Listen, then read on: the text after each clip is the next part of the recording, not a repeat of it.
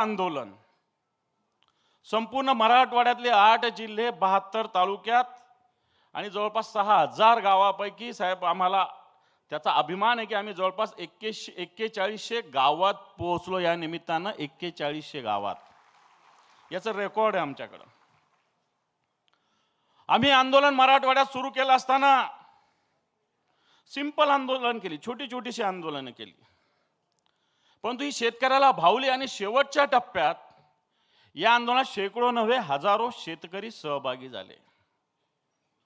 साहेब आम्ही क्या हुआ तेरा वादा याच्यासाठी म्हटलं होतं की हे जे सरकार आलेलं आहे आत्ताचं, या सरकारने विधानसभेच्या निवडणुकीमध्ये एक संकल्प पत्र काढलं होतं, विशेषतः भारतीय जनता पार्टीने आणि महायुतीनं मिळून एक 25 कलमी टॉप कार्यक्रम काढला होता।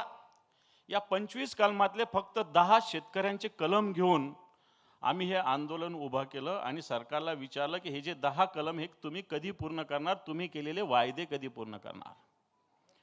मग शेतकऱ्याची कर्जमाफी असेल, शेतकऱ्याचा जीएसटी परत देण्याचा मुद्दा असेल, पीक विम्याचा मुद्दा असेल, हमी भावाचा मुद्दा असेल, शेतकऱ्यांना मिळणारी वीज असेल, हे छोटे छोटे मुद्दे नव्हे तर हे महत्त्वाचे मुद्दे आहे। हे आम्ही घेऊन आणि आंदोलन उगाच केलं नाही, कारण उद्धवजींचं सरकार 2019 ला आलं होतं।